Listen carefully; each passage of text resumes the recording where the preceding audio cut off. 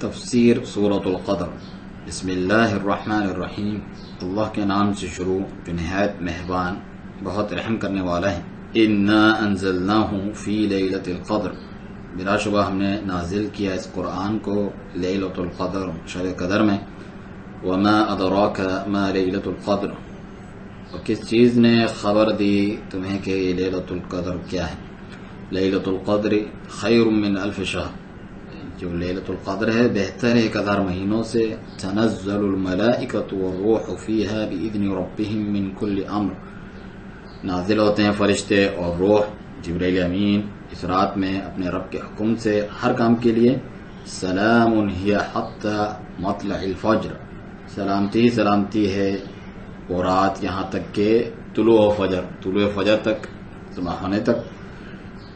شیخ عبد الرحمن بن ناصر السعدی رحمہ اللہ فرماتے ہیں کہ اللہ تبارک و تعالی نے قرآن کی فضیلت اور اس کے بلند قدر و منزلت، اس کا بلند رتبہ بیان کرتے ہوئے فرمایا کہ انا انزلناہ فی لیلۃ القدر، بے شک ہم نے اسے شب قدر میں نازل کیا، جیسا کہ دوسرے مقام پہ فرمایا انا انزلناہ فی لیلۃ مبارکہ، سورۃ الدخان کی تیسری آیت کے بے شک ہم نے اسے بابرکت رات میں اتارا ہے۔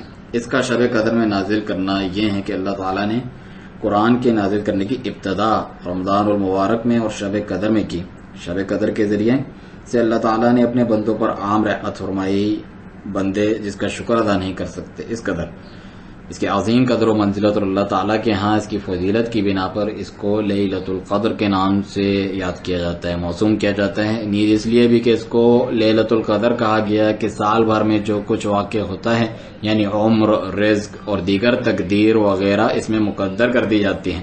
پھر اللہ تعالیٰ نے اس کی عظمت شان اور عظمت مقدار بیان کی، چنانچہ فرمایا وما ادراک ما لیلۃ القدر، اور تمہیں کس چیز نے خبر دی کہ شب قدر کیا ہے، یعنی اس کی شان بہت جلیل قدر ہے یہ، اور اس کا رتبہ بہت عظیم ہے، آپ کو اس کا علم نہیں۔ لیلۃ القدر خیر من الف شہر، یعنی قدر کی رات جو ہے فضیلت میں 1000 مہینے کے برابر ہے جو لیلۃ القدر ہے، اور وہ عمل جو شب قدر میں واقع ہوتا ہے 1000 مہینے میں جو شب قدر سے خالی ہوں، ایسے 1000 مہینے اس میں واقع ہونے والے کیے جانے والے عمل سے بہتر ہے۔ یہ ان امور میں سے ہیں، ان باتوں میں سے کہ جن پر عقلیں دنگ رہ جاتی ہیں، حیران رہ جاتی ہیں کہ اللہ تعالیٰ نے اس ضعیف القوا امت، اس قوت اور قوا میں ضعیف کمزور امت جو ہے، اس کو ایسی رات سے نوازا کہ جس کے اندر عمل 1000 مہینوں کے عمل سے بڑھ کر ہے۔ یہ ایک ایسے عمر رسیدہ معمر شخص، بڑی عمر کے شخص کی عمر کے برابر ہے گویا کہ جسے 80 سال سے زیادہ طویل عمر دی گئی ہو۔ تنزل الملائکۃ والروح فیہا، یعنی فرشتے اور جبرائیل امین علیہ السلام اس رات میں کثرت سے نازل ہوتے ہیں۔ من کل امر سلام ہی، ہر کام کے لیے رات سلامتی ہے، یعنی شب قدر ہر آفت اور ہر شر سے سلامتی ہے، اور اس کا سبب اس کی وکثرت خیر ہے، بھلائی ہے۔ حتی مطلع الفجر، صبح کے طلوع ہونے تک، فجر کے طلوع ہونے تک، یعنی اس رات کی ابتدا کب سے ہوتی ہے؟